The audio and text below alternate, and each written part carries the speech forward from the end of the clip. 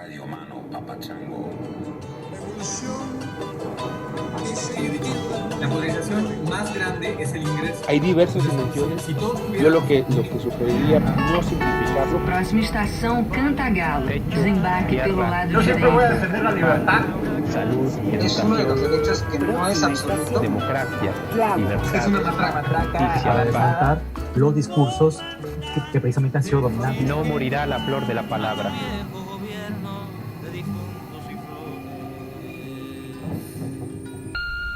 Estación Totuaba.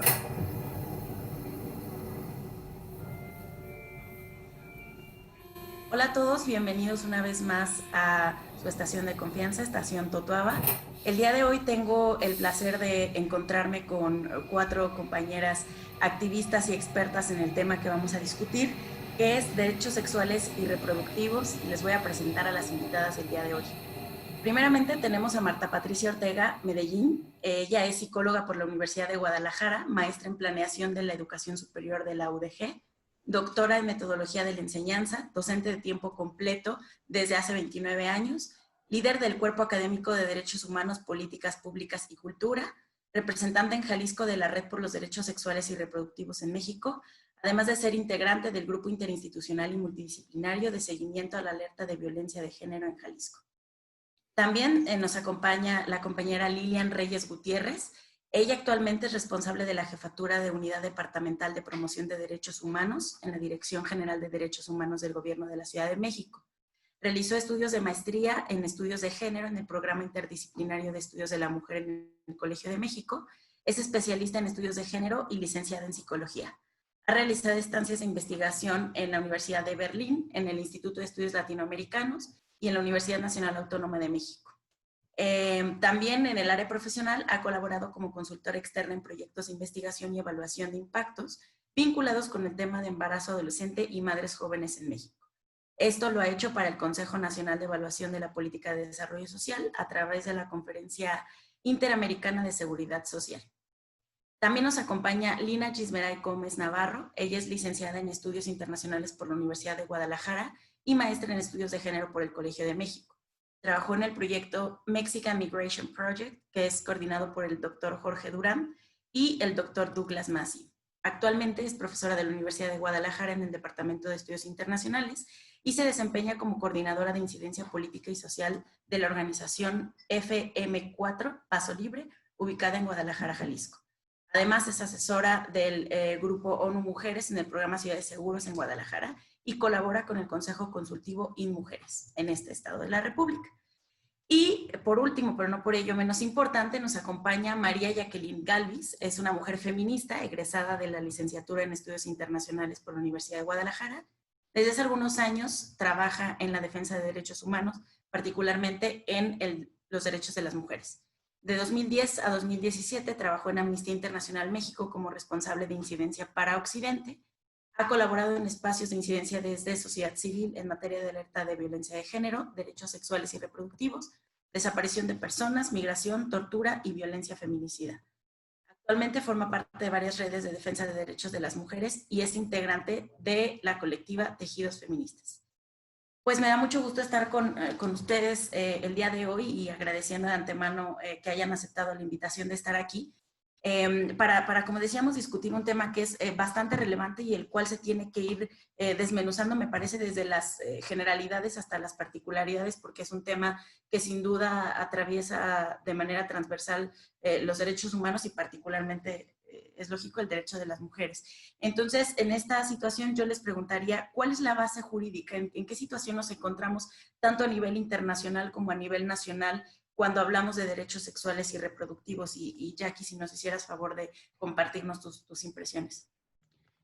Sí, pues primero que nada, muy contenta de estar en este espacio y de coincidir con todas ustedes y poder platicar de estos temas como tan necesarios y tan importantes en la agenda de derechos, ¿no? Aquí en México y a nivel internacional. En México, bueno, el Código Federal establece cuáles son, como digamos, las penas y las causales bajo las cuales, las penas por el delito de aborto y las causales por las cuales están permitidas en estas excepciones, ¿no? Como es por temas imprudenciales, por riesgo de vida de la mujer o por va a ser víctima de una violación y como producto de esta tener un embarazo. Las legislaciones varían, ¿no? A nivel nacional en cada uno de los estados, lo cual ha sido como uno de los problemas que más han enfrentado las mujeres para poder acceder a la interrupción legal del embarazo, puesto que pareciera que hay ciudadanas de segunda, ¿no? Que depende del estado en el que vivas, tu acceso o tu libertad a tu autonomía y a tu decisión sobre tu propio cuerpo. En materia a nivel federal tenemos la norma mexicana para la violencia familiar, sexual y contra las mujeres, que es la norma 0, conocida como la norma 046, en la cual ahorita me imagino que las compañías van a abordar un poco más, pero en general establece los criterios sobre los cuales todas las dependencias del Sistema Nacional de Salud, públicas, privadas, tendrán que proceder para la atención de personas víctimas, ¿no? De violencia sexual y de otras situaciones. Esta norma pues prácticamente habla también como cómo debe ser el tratamiento específico para una víctima de violación sexual, cómo deben ser también los procesos de capacitación al personal que atiende a las víctimas o a las mujeres que interrumpan el embarazo, y también establece otros criterios como la necesidad de sistematizar información y de conocer las sanciones, ¿no? También que implican para el personal que no o que incumpla la norma. Otro de los marcos normativos como a nivel nacional que se tienen en esta materia es la Ley General de Víctimas, que como cual contempla los derechos, ¿no? En general que cualquier víctima debería de tener aquí en México, establece, bueno, que debe tener atención pronta y eficaz a su caso, que debe recibir información clara, accesible para poder tomar una decisión y seguir con el procedimiento, debe de tener el derecho, ¿no? A una reparación integral y entre otros derechos. Entonces, las víctimas de violaciones en materia sexual tienen derecho como cualquier víctima a estos criterios que establece la Ley General, pero además la Ley General de Víctimas establece en particular que las dependencias hospitalarias públicas, federales y federativas y municipales tienen la obligación de dar los servicios de atención integral de emergencia a las víctimas que así lo requieran, ¿no? Independientemente de su nacionalidad, de su capacidad económica, y en específico en su artículo 30, en su artículo 35 también habla de que a toda víctima de violación sexual se le garantizará el acceso a la interrupción acompañada del embarazo. Entonces, este es otro como de los marcos normativos que también regula el acceso a la interrupción legal.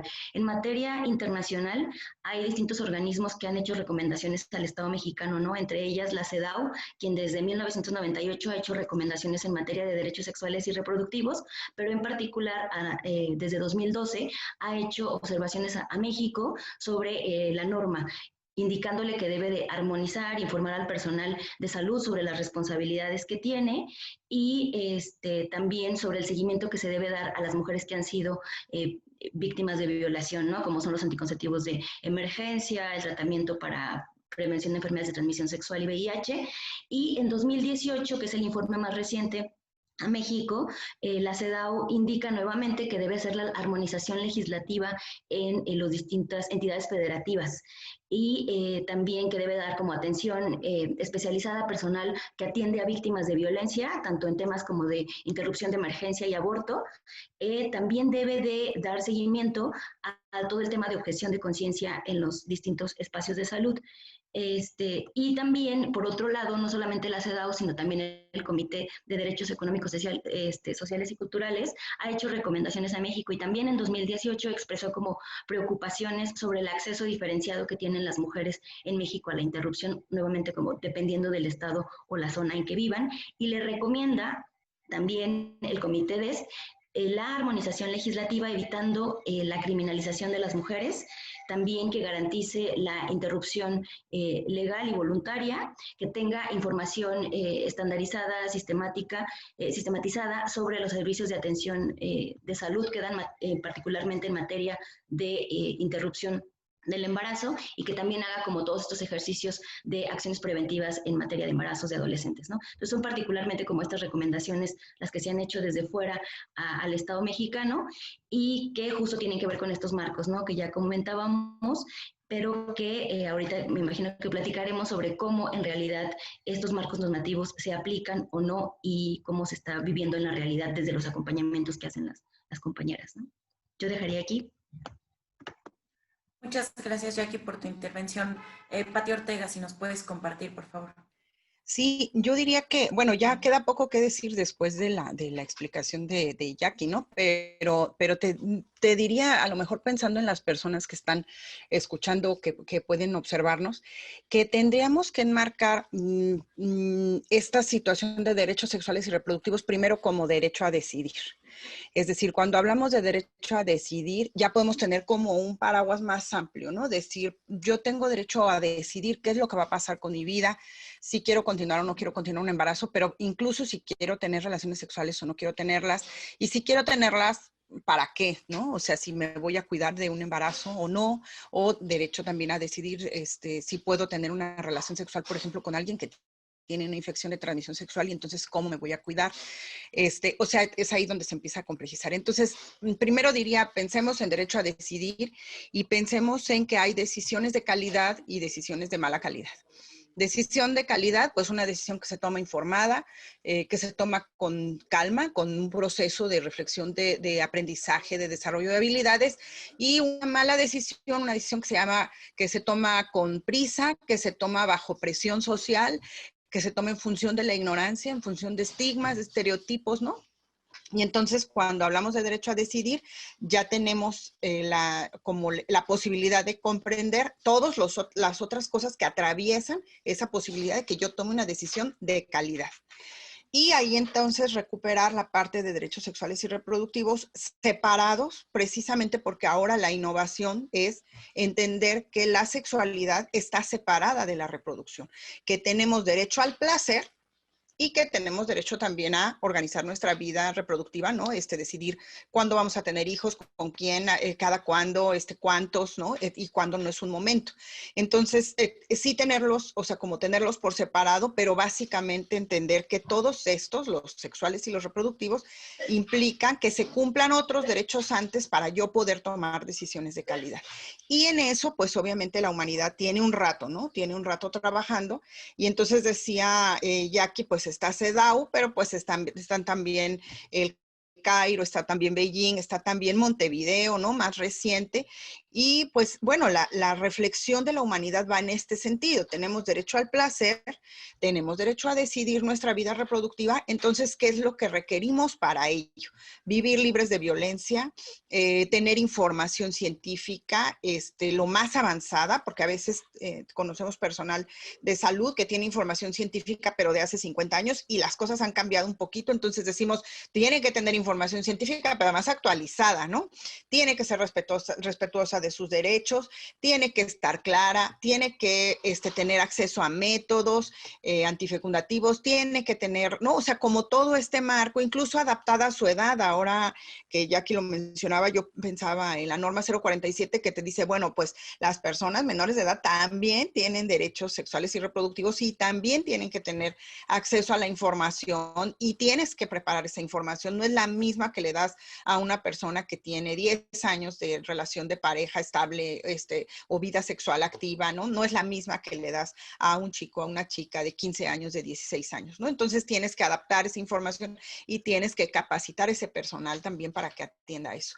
Bueno, toda esa normatividad internacional el Estado mexicano entra en un colapso, lo describiría así, en el momento en el que se modifica el artículo 1 de la Constitución y se dice, bueno, los derechos humanos están incluidos también en la Constitución, se tienen que respetar, porque entonces lo que había hecho México normalmente era firmar todo, ¿no?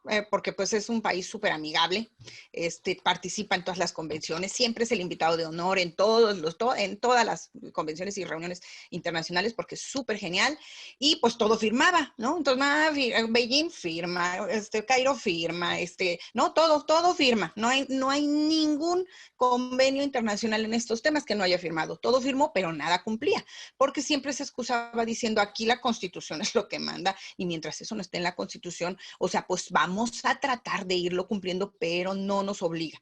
Y cuando se modifica la Constitución, pues tararán, ¿no? Que empieza a haber entonces la obligatoriedad de cumplir esos, en términos de derechos humanos, también acá, y pues que se tiene que, este principio pro persona, ¿no? Y esto, si ya hay esa normatividad y esa precisión en alguna en alguna de estas leyes, pues todo el mundo tiene que actuar con respecto a esa. Entonces, pues ahí empieza un poco como el atore, ¿no? Porque entonces se dice, no, pero, a ver, pero, ¿no? O sea, como, ¿cómo? No, a ver, espérame, porque aquí yo todavía no estoy listo. Bueno, pues es que lo firmaste y tienes que hacerlo cumplir, ¿no? Entonces ahora estamos un poco en esa encrucijada.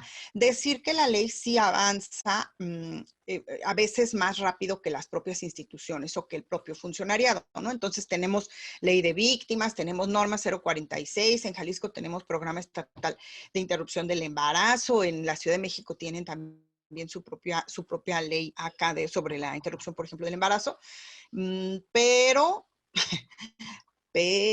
sigue costando trabajo modificar la mentalidad y asumir los compromisos, por ejemplo, en términos de formación para todas aquellas carreras que luego se van a convertir en funcionariado, que presta servicios de salud, que da consejería, que diseña comerciales, por ejemplo, ¿no? Yo voy a insistir mucho en esa parte porque de repente como que con las personas que estudian mercadotecnia y todo eso, pues nunca llega la perspectiva de género, ni nunca llega los derechos sexuales y reproductivos, o sea, ellos están como en otro planeta, ¿no? Y por eso seguimos viendo estos comerciales de papas, coches, libros, televisiones, computadoras con mujeres desnudas. Entonces, o sea, como que vamos como en dimensiones o vivimos en dimensiones diferentes, ¿no? Pero creo que si lo percibimos como desde esta parte de decisiones de calidad o decisiones de mala calidad, nos resulta mucho más sencillo entender cuáles derechos o cuáles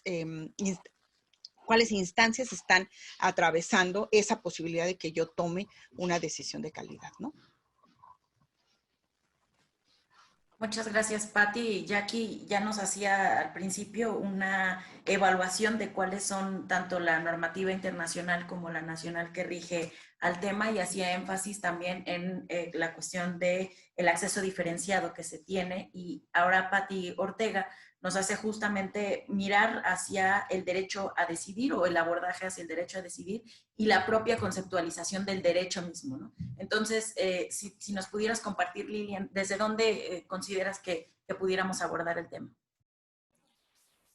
Sí, bueno, creo que justo como ya mencionaban, me parece fundamental lo que mencionaba Patti, ¿no? El derecho a decidir en diferentes ámbitos.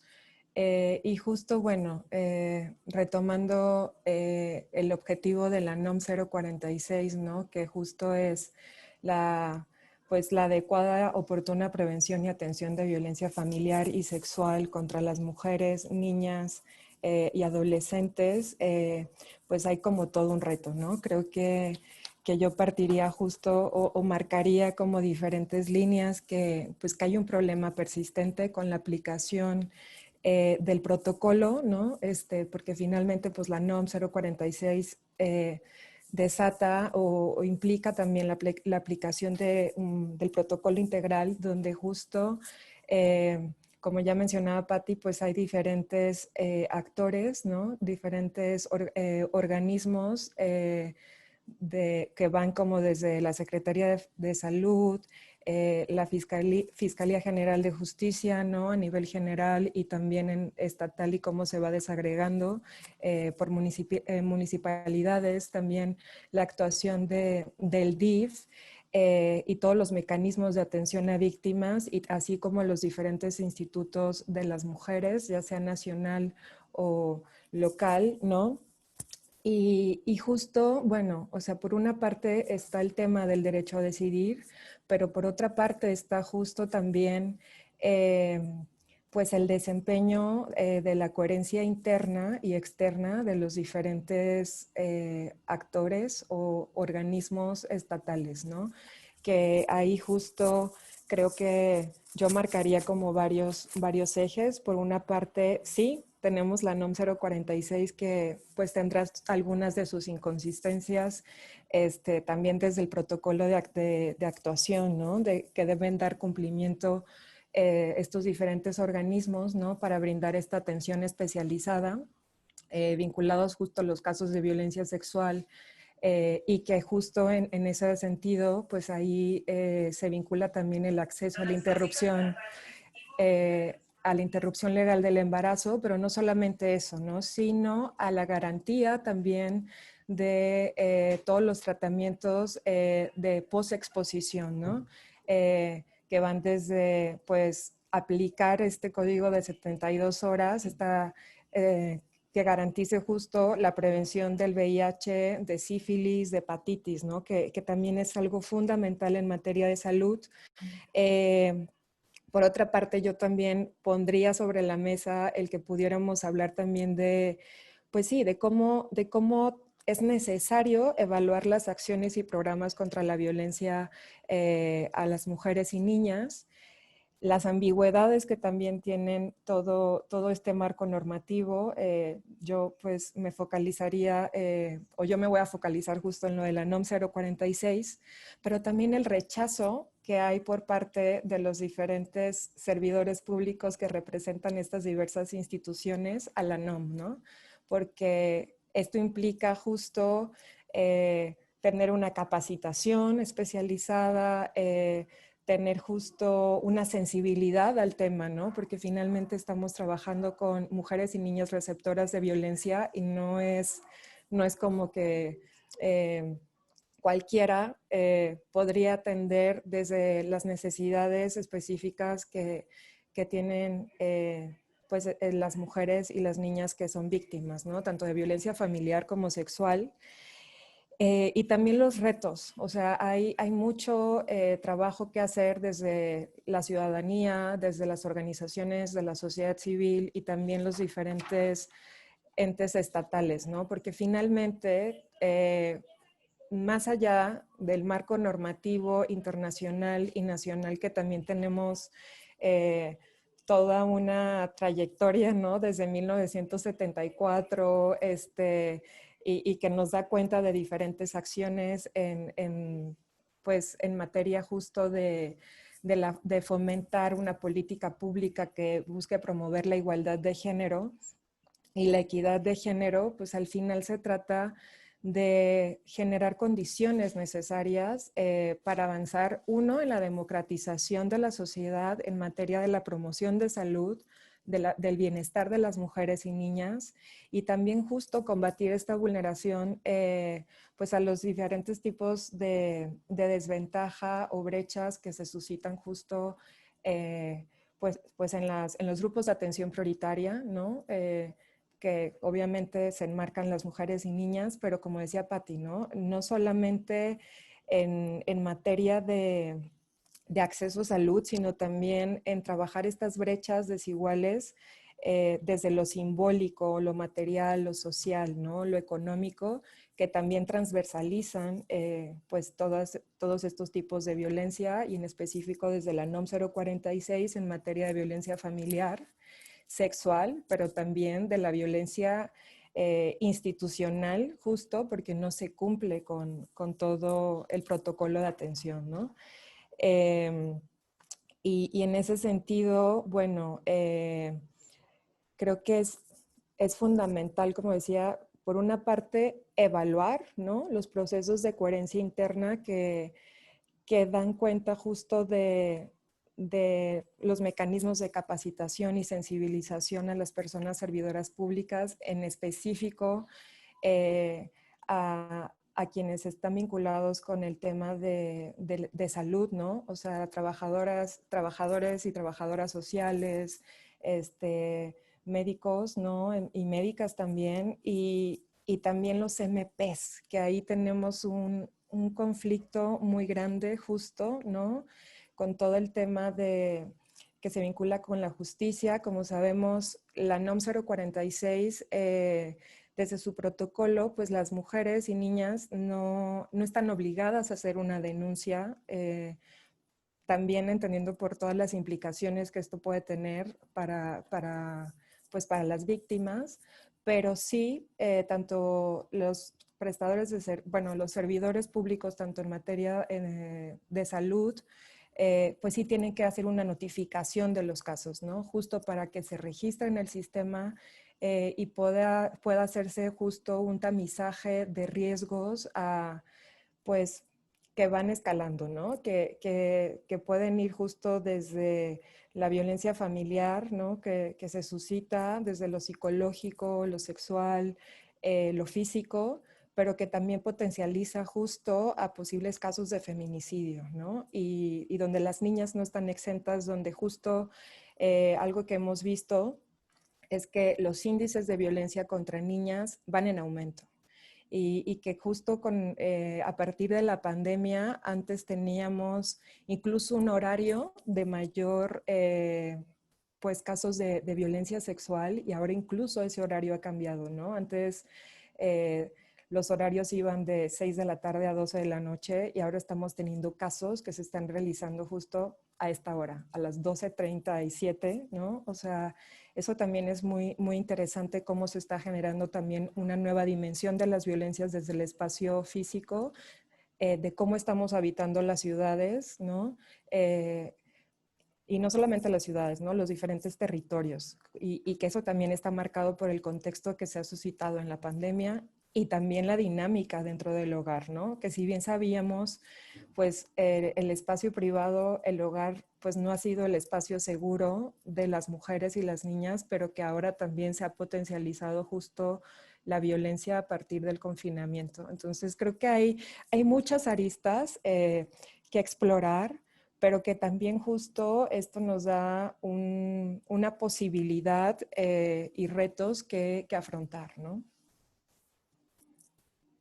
Muchas gracias, Lilian, por tus impresiones, y me parece que aquí ya empezamos a tocar un poquito los temas que a lo mejor vamos a ir abordando, y vale muchísimo la pena irnos metiendo poco a poco en cada una de las que tú has comentado, pero Lina, por favor, compártenos tú desde dónde ves que debemos de abordar el tema, ¿no? De pronto también es desde un tema conceptual, como nos decía Patti Ortega, ¿no? Entonces, ¿tú desde dónde lo miras, Lina?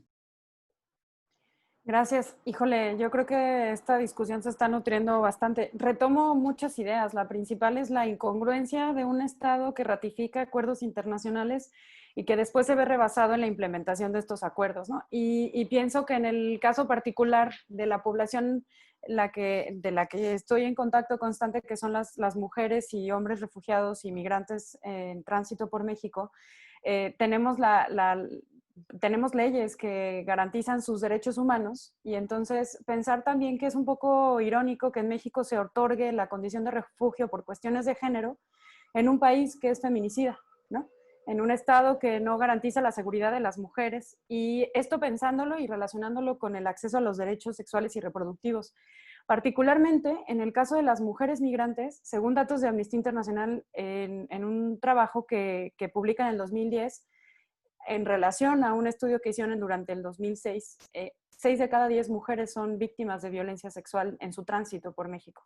Y esto nos habla también de cómo, a pesar de tener el marco normativo que garantiza un acceso a los derechos plenos de las personas, independientemente de si son ciudadanas o no son ciudadanas o se encuentran en tránsito por México, el reto sigue siendo, como ya lo apuntaba Patricia Ortega y también lo decía Lilian, es cómo se le da seguimiento por parte del funcionariado público, a estos casos. Yo me centro más como en el tema de la norma 046, pensándola en grupos poblacionales, como acotando más la mirada, específicos en el país, que luego también suponen un reto más grande. Primero, entender las condiciones en las que se encuentra esta población, de desconocimiento incluso de los mismos derechos, ¿no? Pienso, por ejemplo, que en el caso de Jalisco tenemos la Ley de Protección y Atención a Migrantes en el estado de Jalisco, donde se reconoce que los derechos de las personas migrantes tienen acceso a tener un trato digno y un acceso a los trámites correspondientes, y atención médica debería de ser administrada sin la necesidad de presentar ningún tipo de documento que acredite la estancia regular en el país. No obstante, este desconocimiento de los protocolos o de la normativa que se tiene en el Estado a veces genera que las personas se queden, sobre todo particularmente las mujeres, se queden fuera del acceso a sus derechos. En el caso de la 046, muchas veces las mujeres desconocen que pueden acceder a estos servicios públicos de salud, a acceder a la interrupción legal del embarazo por la causal de violencia sexual, y se quedan fuera de la posibilidad, y no hay quien les oriente también en estos procesos. Creo que tendríamos que pensar que esto también se va a otras arenas, que es lo que apuntaba Patti Ortega, que es, si no hay conocimiento en un tema muy puntual, que es un delito, donde las mujeres tendrían que tener acceso a este derecho, pues pensemos nada más en el poder decidir sobre sus cuerpos y llevar a cabo una relación sexual o no por el placer o no hacerlo. O sea, muchas veces están atravesadas también por sus contextos particulares, por una forma de ver la vida, pues sí, por tradiciones que siguen colocando a la mujer en un lugar de subordinación donde no se tiene decisiones sobre sus propios cuerpos. Y es el caso de muchas mujeres migrantes, ¿no? Donde sus contextos de origen también les atraviesa a la hora de poder decidir sobre sus propios cuerpos porque no han visto esa posibilidad o porque no se les ha planteado esa otra posibilidad, ¿no? Sin quitarles su agencia, también porque están limitadas por la estructura que les va orillando esos espacios. Creo que también es importante reconocer que el derecho a la salud para las personas migrantes, independientemente de su situación migratoria, pero particularmente el de las mujeres y refugiadas migrantes, también tiene que ver con el derecho a la justicia, que es algo que ya apuntaba Lilian, ¿no? O sea, también tenemos un reto al mismo tiempo que pensamos en el acceso a los derechos sexuales y reproductivos de las mujeres, en pensar en los temas de justicia, porque no se pueden disasociar, ¿no? Todavía hay un largo camino por recorrer para garantizar la justicia pronta y expedita, porque sabemos que no es pronta y tampoco es expedita en este país, y particularmente para las mujeres. Y luego pensar también en los contextos, desde una mirada interseccional de cada grupo poblacional de las mujeres que hacemos parte de este país. Y bueno, quisiera como dejarla aquí para ir detonando un poco más la discusión. Muchas gracias, Lina. Y justamente voy a retomar esta última intervención que acabas de tener, este rengloncito en donde hablabas de la particularización de los temas por sector poblacional en México, porque es una situación que verdaderamente nos puede alarmar. No es lo mismo el goce de derechos sexuales y reproductivos, por ejemplo, en la Ciudad de México, que en Oaxaca, en Chihuahua, en algún otro estado de la República, y mucho menos es lo mismo cuando hablamos, por ejemplo, de los derechos sexuales y reproductivos, por ejemplo, de mujeres migrantes o de mujeres indígenas, ¿no? Entonces, me gustaría en esta segunda parte de la discusión que particularizáramos un poquito más en esa situación particular que vive México, ¿no? Si nos pudieras compartir tus impresiones, Lilian, por favor.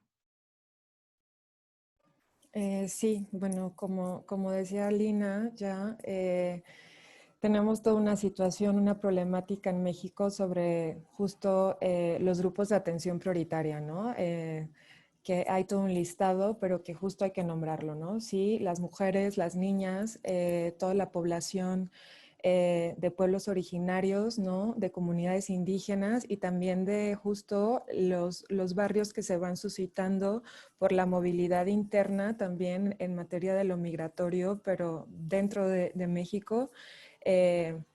Pues ahí también se van generando brechas, ¿no? Toda la población de la diversidad sexual, las personas migrantes, y que justo tienen necesidades o especificaciones o necesidades que atender, ¿no? Creo que justo retomando lo que decía Patti sobre la importancia del marketing o de los procesos de difusión, esto es clave, ¿no?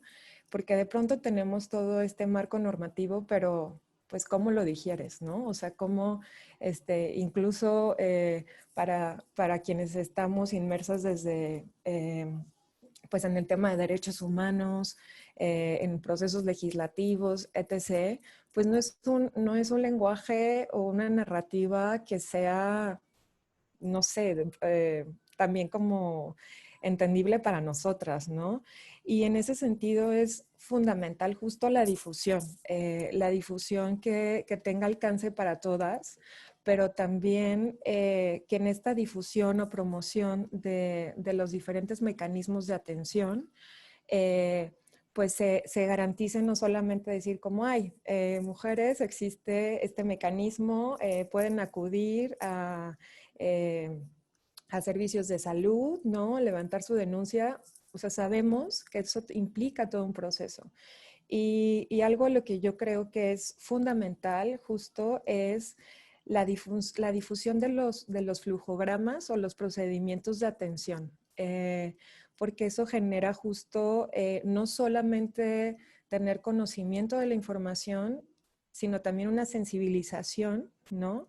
Y también el hecho de que las personas pues demanden ahora sí que demanden sus derechos para que se les dé la atención, la canalización, el seguimiento adecuado y también justo la garantía, ya sea de la interrupción legal del embarazo, más allá de las causales, ¿no? Que sabemos que también son muy diferentes por regiones, pero también lo que yo marco mucho es el tratamiento post-exposición. Siento que eso es algo fundamental que a veces, o sea, que está como muy fuera de discusión o de visibilización y que no sabemos porque creo que a veces desconocemos, ¿no? Que eso también es nuestro derecho, ¿no? Por una parte ILE, pero por otra parte la garantía también de nuestra salud sexual, ¿no? Que tiene otras implicaciones como todos estos temas de VIH, sífilis y demás.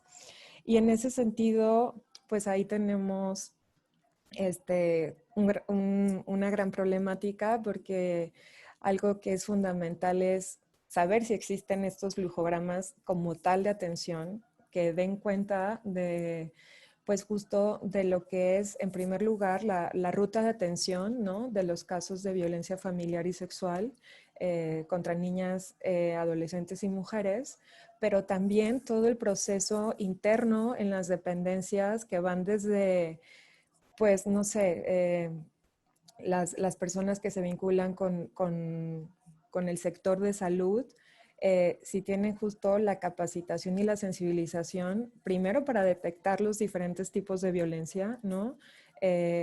Dos, que sí cumplan con la ruta de atención y que canalicen justo como el aviso a los MPs, ¿no? Más allá de si existe o no la denuncia, pero que también justo los diferentes actores que se vinculan con la red de información de violencia contra las mujeres y niñas, pues también den seguimiento, ¿no? Porque al final no solamente nos sirve que se registren los casos, sino, ok, ya tienes el caso, pero ¿cómo vas monitoreando justo,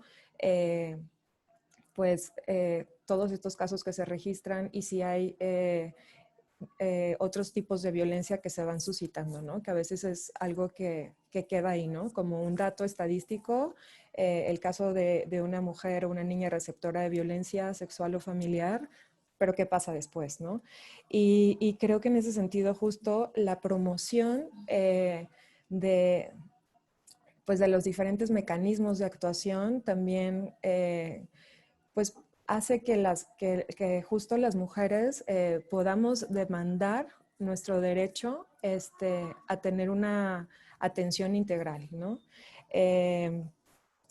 Y bueno, también creo que algo que en función de todo esto, pues también tenemos que garantizar, o sea, sí, con los diferentes grupos de atención prioritaria, pero algo que a mí me mueve mucho y justo vengo pasando como de un proceso de denuncia, ¿no? Ante una situación de acoso digital, pero algo que yo pensaba viene desde el lenguaje, ¿no? Así, el MP me decía chaparrita, y yo decía como, o sea, me llamo Lilian, ¿no? O sea, desde ahí viene ya una vulnerabilización. Dos, la rapidez. O sea, sabemos que en fiscalía se reciben muchísimos casos al día, ¿no? Que un MP puede tener incluso 50 casos que atender al día, pero que eso no significa justo que no se deba brindar la debida atención, ¿no? Que un acta o que la generación de tu acta, de tu denuncia, no se hace en 15 minutos. O sea, que no hay una escucha empática, que a mí me pasaba así como decía, ni siquiera me está mirando a los ojos, ¿no? Está súper ansioso porque quiere terminar, pero yo decía como, híjole, si tú justo vienes a denunciar o estás pasando por una situación de violencia donde justo quieres tener acceso a justicia, que a veces también sabemos que por el mismo proceso como se da, pues no continuamos con el proceso, ¿no? Pues sí, de la denuncia, de seguir nuestra carpeta de investigación, pero no es por nosotras, sino cómo se suscitan estos procesos al interior, ¿no? y el hecho de que tú vienes ya como en un nivel de ansiedad, de inseguridad, de vulneración, que te reciban con esta ansiedad y esta prisa, pues obviamente termina siendo también para ti muchísimo más estresante, ¿no? Entonces también eso hace que, pues que la búsqueda de garantizar nuestros derechos o de demandar nuestros derechos, pues se quede también ahí como obstruida, ¿no? Porque justo dentro de esta coherencia interna que da cuenta de todos los mecanismos de atención, canalización, ¿no? Seguimiento, pues es muy complejo, ¿no? Y ahí justo también, pues sí, por una parte está la promoción que ya mencionábamos, pero también por otra parte está la capacitación, pero justo a las personas servidoras públicas que están focalizadas en el cumplimiento de la NOM 046, ¿no? En los procesos de atención a mujeres y niñas que son receptoras de violencia, pero también algo fundamental y que es pues todo un tema es si tenemos realmente, por ejemplo, los mecanismos de tamizaje.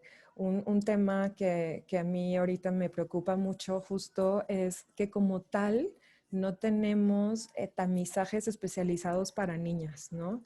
Y que es algo ya prioritario que no podemos dejar pasar, pues porque al final justo pese a que hay violencia sexual y familiar que puede como tener puntos de encuentro, o más, no puntos de encuentro, sino como que puede haber similitudes, ¿no? Pero es muy específica, ¿no? Y también, por ejemplo, retomando lo del MP, ¿cuántos MPs especializados en materia de género, con sensibilidad de género y de derechos humanos, también tienen conocimiento o cuentan con traductores justo para las diferentes comunidades o pueblos originarios? ¿Cómo garantizas la traducción para que justo ellos tengan una atención? Gracias, Lilian. Hiciste énfasis en muchos puntos interesantes y muy importantes. Lina, en la reflexión que nos venías platicando de los grupos migrantes, quisieras andar un poquito más. ¿Cómo ves tú la situación en México en esta particularización y sectorización de grupos vulnerados? Yo seré muy breve. La verdad es que creo que tendríamos que contemplar también a la población que requiere cierta atención o cierto acceso a los derechos. Es decir, cambiar un poco la narrativa de que somos quienes nos dedicamos a la defensa de derechos humanos o quienes estamos en espacios de toma de decisiones, las únicas que tenemos que decidir sobre lo que les pasa a otras mujeres. Yo creo que lo primero que tendríamos que hacer es incluir a estas mujeres que viven de entrada las violencias en sus cuerpos y el nulo acceso a sus derechos sexuales y reproductivos. Y creo que hay ejemplos bien interesantes de comunidades donde las mujeres se organizan para hablar de sus derechos sexuales y reproductivos y que no se están teniendo en cuenta para la toma de decisiones a nivel de políticas públicas, ¿no? Por ahí, ¿no? Y la otra es que corremos el riesgo de que cuando se generan políticas públicas pensando en el acceso a derechos sexuales y reproductivos de la población, se pone como en un plano de piso parejo sin contemplar las diferentes necesidades de las poblaciones, precisamente porque es mucho más fácil llegar con una política pública, ponerla y nos vamos. Y bueno, si ya es un reto la implementación y ver cómo los servidores públicos llevan a cabo esta aplicación de la normativa o de los proyectos o de la política misma, pues creo que también tendríamos que ver si hay que hacer ajustes también dependiendo de los contextos, un poco apelando a la población, por ejemplo, migrante y refugiada. ¿Cómo se le da la atención? Sabemos que, por ejemplo, una mujer víctima de violencia sexual no tiene que ir a la fiscalía a levantar una denuncia, pero muchas veces se le va a insistir cuando ella llega a algún servicio de salud público a que lo haga, y eso obviamente la vuelve a vulnerar por la condición del estatus migratorio en el que se encuentra, ya si es regular o es irregular, si es refugiado o no lo es. Entonces hay que contemplar también las necesidades particulares de la población. Esto que decía Lilian también de traducir la información, si es que la hay, algún tipo de programa donde se encuentre la información, traducirla a las lenguas y a los idiomas que sean necesarios, porque pocas veces se contempla esto. Y una vez más, colocando en la mesa el tema de las mujeres migrantes y refugiadas, tenemos poblaciones que no necesariamente, no únicamente hablan español, ¿no? Tenemos, por ejemplo, poblaciones de Haití que hablan criol y donde se tiene que dar un acompañamiento a sus derechos sexuales y reproductivos. Creo que no se trata de la imposibilidad del Estado para brindar estos adecuaciones de las normativas en los contextos particulares. Creo que tiene que ver mucho con una voluntad política y también con una fuerza que no hemos discutido, que es la derecha recalcitrante en el país, que está queriendo marcar siempre la agenda en temas de los cuerpos de nosotras, ¿no? De la agenda de los derechos sexuales y reproductivos. Entonces yo aquí la dejo. Muchas gracias, Lina. Jackie, ¿desde dónde ves tú la situación en el país, que además tienes la oportunidad de estar muy de cerca desde la parte del activismo y de la lucha social? Sí, bueno, creo que en estos temas, bueno, en los temas de mujeres siempre hay un tema como de prejuicios, ¿no? Y cuando hablamos como de temas sexuales y reproductivos, como que todavía sienten aún más la libertad de decidir sobre lo que podemos y no podemos hacer. Y estos prejuicios creo que atraviesan muchísimo todas las dependencias que ya mencionaban las compañeras, ¿no? Y que pareciera, como decía Patti, puede haber marcos normativos, dependencias como especializadas, pero sigue siendo como el gran candado los prejuicios que tienen tanto los tomadores de decisiones como las personas que les toca como implementar o aplicar estas políticas.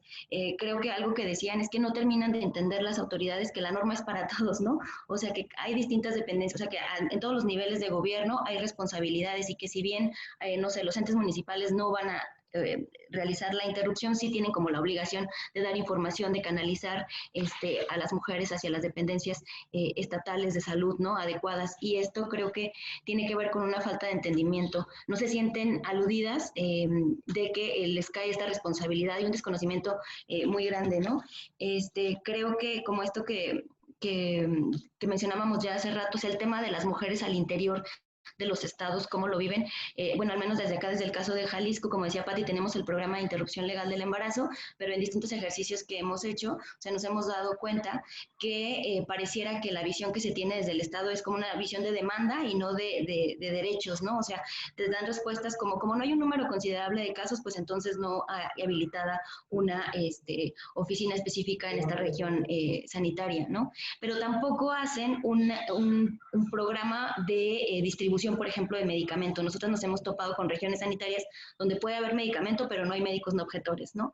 O donde hay un gran número de médicos no objetores porque las compañeras como Patti, como Vero Marinde, han capacitado, pero no hay medicamento, ¿no? Entonces, volvemos a lo mismo como el tema del desinterés. No es una prioridad dentro de las agendas políticas de los gobiernos, y eso lo vemos también en un tema que ya que siempre sale a colación, pero es el tema del presupuesto, ¿no? O sea, no en muchos de los estados, o al menos en el caso de Jalisco, no hay un presupuesto etiquetado específico, por ejemplo, para atención a este programa. Es un programa que salió en 2017 y que ha venido funcionando con una bolsa distinta a través del programa de violencia familiar, que, bueno, recaen responsabilidades a través de la norma y entonces usan este presupuesto para comprar los medicamentos que hay. Todo viene como de esta bolsa, pero entonces nos olvidamos de las mujeres que acceden al embarazo bajo las otras causales, ¿no? Sobre el riesgo de muerte o riesgo de salud, y que también quedan fuera dentro de toda la programación política o la visión que tiene el Estado, porque, por ejemplo, en las campañas que mencionaban, o sea, hay campañas que también, o sea, se cubren los materiales bajo de estas bolsas de violencia familiar, pero entonces no abarcan las otras causales, ¿no? No hay un seguimiento integral, y sabemos que en el tema de las otras causales, más allá de violación, hay todo un tema también que nos atraviesa, ¿no? A las mujeres, y es que, como una mujer, ¿no? Esta romantización de la maternidad que hay, o sea, cómo vas aunque tu salud esté en riesgo, ¿no? Cómo vas a tomar esa decisión de interrumpir, ¿no? O sea, y más que cuando vas y te acercas a las dependencias, pues te reciben con esta situación como la que ya comentaba Lilian, ¿no? Creo que algo que también hacía como mucho énfasis Lilian en el tema de las procuradurías o de las fiscalías, hay una falta también de coordinación en general de las autoridades para el tema de la aplicación de la norma y de las distintas legislaciones que se tienen en la materia. Creo que también este tema de la falta de entendimiento, que a veces pareciera como muy general, de verdad es que es impresionante, ¿no? Recuerdo en alguna mesa, Patti y yo compartimos espacio dentro de la alerta, bueno, ella como académica, y recuerdo que en algún momento hablábamos con algún secretario de salud, ¿no? Por acá, sobre cómo iban en materia de la capacitación en la norma 046, y su respuesta, no recuerdo el porcentaje, pero era muy alto, más de 80, no sé, como 90% de personal capacitado en objeción de conciencia, ¿no? O sea, cómo pareciera que lo juegan como a su modo, no entienden las responsabilidades que les tocan y eso entonces genera el cuello de botella para poder acceder a los servicios de salud. Creo que también en el tema de las campañas es súper importante y insistir como mucho en ese tema, que tienen que ser campañas como con perspectiva de género, con información clara, que sean visibles. Nos tocó también en algunas de las visitas a las regiones sanitarias, que pues sí había una lona para toda la región, para la cabecera municipal, pero estaba localizada en medio de los escritorios de las funcionarias de salud, ¿no? O sea, ni siquiera era visible como a la población. Entonces, es necesario como que también haya todos estos seguimientos de evaluación respecto a la aplicación de los programas, pero también en específico de las campañas que se implementan, ¿no? Y creo que también cuando hablamos como de las mujeres que parece que viven situaciones como de ciudadanas de segunda al interior del estado, también aborda el tema de cómo ellas tienen que subsanar sus gastos para trasladarse a las capitales, ¿no?, de los estados para poder, por sus medios, cuando bien les va con un oficio que le dieron en la región a donde acudió, pero en la mayoría de los casos es llegar ellas solas y buscar acceder a esta atención y cubrir ellas mismas sus gastos, cosa contraria a lo que establece también la Ley General de Víctimas, ¿no? De cómo las dependencias municipales o estatales tienen que cubrir estos traslados, ¿no? Lo mínimo que pudieran hacer. También nosotras en el ejercicio de análisis que hemos hecho en Jalisco, hemos platicado con distintas dependencias y sí vemos una ausencia total, ¿no? O sea, ya sea para víctimas en general, de un programa, por ejemplo, de traslados desde el interior del estado hacia Guadalajara, ya no hablemos en materia de mujeres y de violencia sexual, ¿no? O sea, entonces creo que los marcos normativos por sí solos, como decía Pati, no generan un cambio si no hay presupuestación, si no hay personal capacitado y si no hay una voluntad real por avanzar, ¿no? Muchas gracias, Jackie y Pati, ya que estaba justamente Jackie retomando alguno de tus puntos y nos gustaría, por favor, compartirnos tu impresión y en la última parte del programa abordaríamos nada más de manera muy breve 3 puntos, cuáles son los retos principales que ustedes ubican en esta situación. Pati, muchas gracias. Gracias. Sí, bueno, de acuerdo con lo que están comentando las compañeras, yo platicarles una anécdota esperanzadora. Regularmente tengo unas puras deprimentes, pero ahora tengo una esperanzadora especial para este programa. Y es de un ministerio público que justo, brinda atención, es llamado por el médico para atender una chica que tenía un aborto en proceso y que, pues, de acuerdo a la lógica del médico, estaba cometiendo un delito, ¿no? Entonces la atienden y luego la dejan ya en manos del Ministerio Público con el señalamiento de que hizo un aborto pues ilegal, ¿no? La chica, bueno, se va con el Ministerio Público y entonces él le dice, ¿qué pasó? Y ella le dice, no, pues sí fue así. A ver, no me está entendiendo, señorita. ¿Usted no le pegó su pareja? Y la chica dice, no. Entonces se cayó por la escalera. No. A ver, otra vez le voy a preguntar. Fíjese bien, en Jalisco es un delito interrumpir un embarazo por elección. Eso implicaría que usted, pues, terminaría en la cárcel, ¿no? Por eso le pido que se anime a decirme los detalles de lo que sucedió. ¿Le pegó su pareja? Y la chava dice, no. ¿Se cayó por la escalera? No. Muy bien. Yo voy a poner aquí que se cayó por la escalera. Y ahorita que vengan los del CEMEFO, les voy a decir que usted no está en condiciones de hablar con ellos, porque está en el duelo y todo esto. Y luego se va a ir a su casa. Lo va a pensar muy bien y viene luego. ¿Le parece? Y ya, termina, ¿no? Ella tiene la posibilidad de contarnos esto en libertad. O sea que sí es posible hacer un trabajo diferente, ¿no? O sea, yo creo que también hay una parte que no hemos explorado. Estoy de acuerdo en que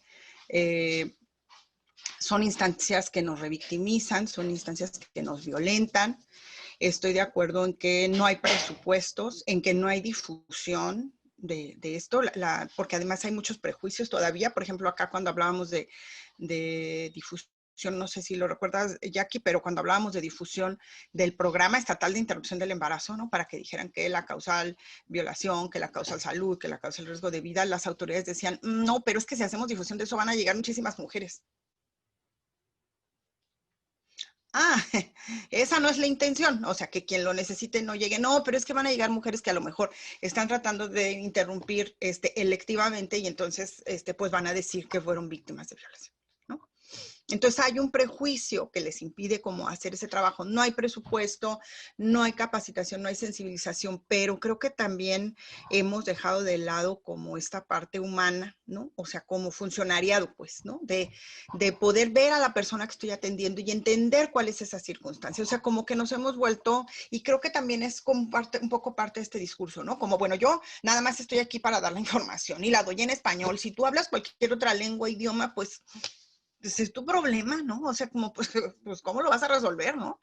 A veces hemos visto cómo tienen al agresor traduciéndole a la víctima lo que le está diciendo el Ministerio Público, ¿no? Porque el agresor es el papá o el tío y él es el que pues trajo, ¿no? Entonces, como, mire, aquí está, ¿no? Sí, pero él es el agresor y él es el que está traduciendo porque la institución no tiene una persona que traduzca, ni considera necesario, porque dice, pues aquí la cosa es que no, de buena fe, ¿verdad? Seguramente le va a decir lo que le estoy diciendo. Pues sabemos que no le está diciendo lo que le dice el Ministerio Público, ¿no? También tenemos casos en los cuales hay personas que tienen discapacidad, niñas o adolescentes que han tenido discapacidad y que el médico determina que pues ya tiene más de 12 semanas de embarazo y entonces pues ya no se puede hacer nada. Como cuando resulta que la ley de la Ciudad de México es la ley que se aplica en todo el país, ¿no? O sea, ¿de dónde saca que las 12 semanas? O sea, el Código Penal del Estado de Jalisco no tiene una temporalidad. No dice a partir de qué momento se puede. Es más garantista. En términos de causales, ¿no? No la electiva, sino en términos de las otras causales, es más garantista que el Código Penal de la Ciudad de México, porque no tiene una temporalidad. No dice 20 semanas, no dice 15 semanas, no dice absolutamente nada, pero el personal, con tal de oponerse, ¿no? Entonces dice, no, pues es que llegaron con más de 12 semanas y no puedo hacer un procedimiento legal, ¿no? No, sí podía hacer un procedimiento legal, pero sacrificó a la niña o al adolescente que tiene una discapacidad para continuar con un embarazo y tener un hijo, un parto y una crianza, ¿no? Entonces, o sea, hay todas estas interseccionalidades quedan, pero creo que quedan fuera porque no estamos haciendo nuestro trabajo como funcionariado, ¿no? O sea, porque las personas sí son capaces, por ejemplo, este Ministerio Público es como el botón de muestra de que sí es posible ver a quién estás atendiendo y estar sensible y hacer una chamba que le ayude a la persona, ¿no? Entonces, o sea, creo que esa parte humana no la hemos atendido. Yo agregaría que además ya no le apuesto tanto a los procesos de capacitación institucional que duran 2 horas o 4 días, 3 horitas y ya, ¿no? O sea, como que en ese momento creemos que con esa capacitación vamos a revertir un proceso de vida que tiene esa persona. Yo ya estoy insistiendo más en el proceso de formación profesional que tiene que modificarse en el marco de los derechos humanos, pero que todavía los derechos humanos no llegan a las universidades. O sea, hablábamos hace, no sé, tal vez 15 años de los derechos humanos de las personas que viven con VIH y empezamos a hacer un trabajo de sensibilización con los estudiantes de la carrera de psicología, ¿no? Entonces, a ver, o sea, ¿cómo atiendes a una persona? No, con guantes, con mono blanco de lejos, con lentes y con... No, es que el VIH no se transmite así. No es COVID, es VIH, ¿no? Entonces, o sea, pero eso sucedió en particular en una escuela por una iniciativa personal de alguien que está en ese tema y entonces dice, vamos a formar a las personas de esta generación en que puedan atender las necesidades emocionales de una persona que vive con VIH sin violentar sus derechos humanos. Pero esos no son programas que están permanentes en las universidades, ¿no? Nadie reconoce a la población migrante, nadie reconoce a la población que vive con discapacidad. Apenas ahora, por ejemplo, en psicología de UDG se están dando clases de lenguaje de señas. pero el resto del tiempo, las personas que no tenían, las personas sordas o las personas que no tenían posibilidad de tener una atención psicológica, porque pues necesitaban tener un traductor y no, pues, ¿quién conoce a alguien que hable lenguaje de señas, ¿no? Entonces, vamos todavía, las universidades van todavía más atrás que las instituciones. Las instituciones porque ya están teniendo los problemas ahí, pero las universidades como que los ven a años, o sea, como, no, ya para cuando salgas, ahí tú te capacitas. No, en estos temas, esta sensibilización requiere de un largo proceso.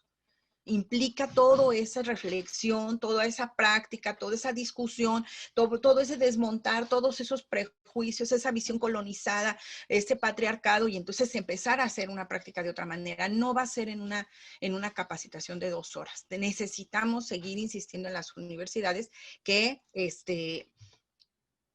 le dedique el tiempo que se requiere para hacer esta transformación en la atención de las víctimas, ¿no? Gracias, Pati, por esta última intervención que haces. Me parece que a lo largo de la discusión se estuvieron tratando retos muy importantes que tenemos como país, justamente en la parte de implementación, y rescatar esto que hablaban al final de cómo ser parte de mecanismos internacionales, contar con la legislación, no te garantiza que tengas a un Estado responsable que implementa aquellas medidas que tú tienes en la letra, pero que a la hora de irte a las comunidades se difumina, y realmente es muy complicada esta aplicación. Me gustaría, para cerrar el programa, que nos pudiera cada una compartir en 2 bullets cuáles consideran que son, o más bien en dos puntos, cuáles son los retos más importantes sobre los que México tendría que estar trabajando en materia de garantía de derechos sexuales y reproductivos. Por favor, Lilian, si empezamos contigo.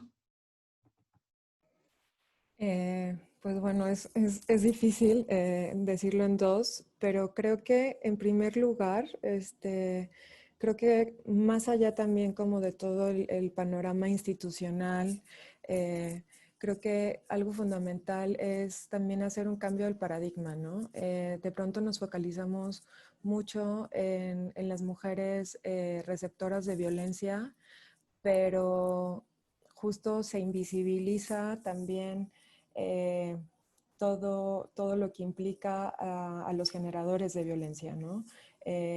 Justo de pronto se les ampara con argumentos que son patologizantes, ¿no? Es que tiene un problema de salud mental, ¿no? Y por eso hace esto, ¿no?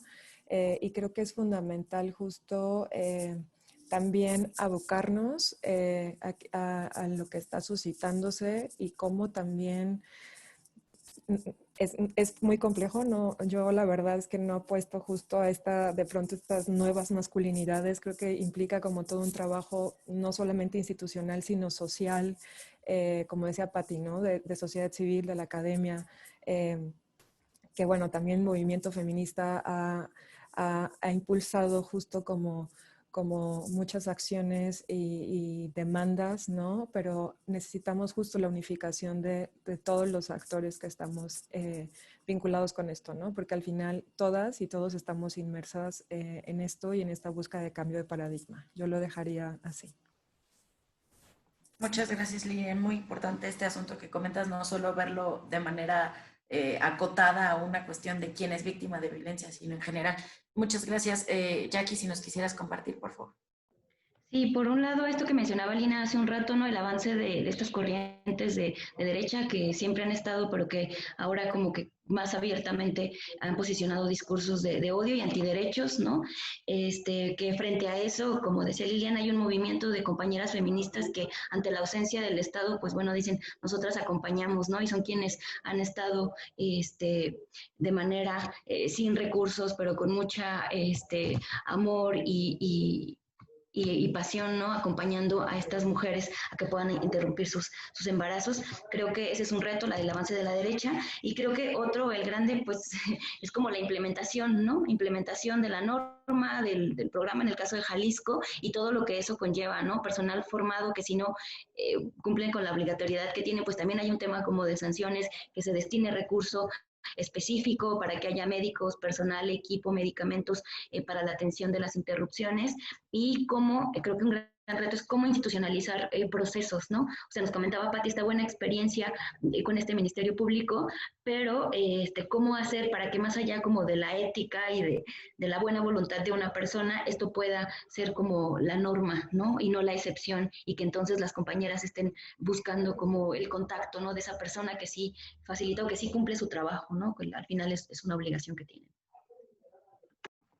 Muchas gracias, Jackie. Pati, si nos quisieras compartir 2 retos que tú observas en la implementación. Tienes tu micrófono silenciado. Ya estaba muy emocionada.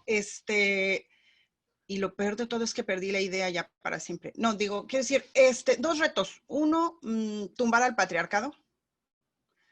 2, sí construir un sistema diferente. Yo creo que con esos 2 nos quedamos, ¿no? Implica, y no necesariamente tienen que ser en ese orden. Eso es muy importante que lo tengamos en cuenta. Construir una cosa diferente también puede empezar desde antes de que terminemos de destruir al patriarcado, ¿no? Entonces, construir una forma de acceder a la justicia, construir una forma de acompañarnos, construir una forma de hablar de salud sexual y reproductiva, de saber qué es lo que necesitamos saber para poder tener placer, de conocernos, de disfrutar y de decidir, ¿no? Entonces, tenemos que empezar. Bueno, hemos empezado a construir ya eso otro, y el reto es que eso se consolide y que entonces podamos tumbar al patriarcado. Muchas gracias, Pati, muy de acuerdo. Lina, por favor, si nos compartes tus 2 retos para el cierre. Sí, en el tenor que menciona Pati, ¿no? De no se va a caer, lo vamos a tumbar, pensando también en reapropiarnos de los espacios y empezando por nuestro cuerpo, ¿no? Darle resignificación a nuestro cuerpo y hablar de estas cosas, hablar de nuestros derechos sexuales y reproductivos, incluir a todas las diversidades de cuerpos y todas las diversidades sexuales y todas las diversidades de identidades a la discusión, de mujeres que son partícipes también de este patriarcado que más que incluirnos pues más bien nunca nos ha incluido, ¿no? Que más bien genera las condiciones estructurales para dejarnos fuera de nuestros derechos y dejar de pensarnos. Creo que otro reto es dejarnos de pensar como ciudadanas de segunda, ¿no? Tenemos derechos, no nos están haciendo el favor, como decía Jackie, no se trata de hacernos el favor porque tenemos derechos, es lo que toca, cumplir con nuestros derechos.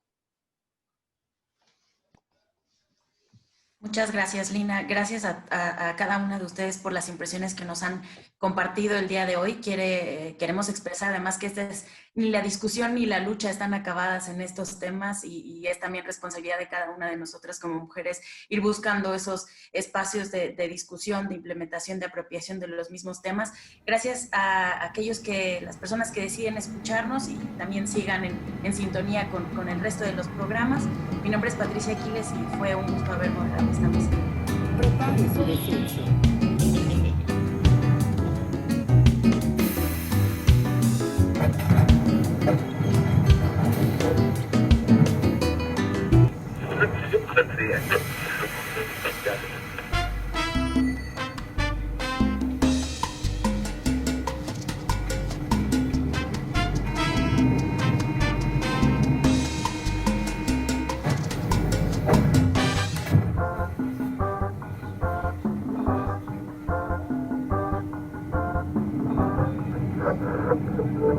Ya ganamos.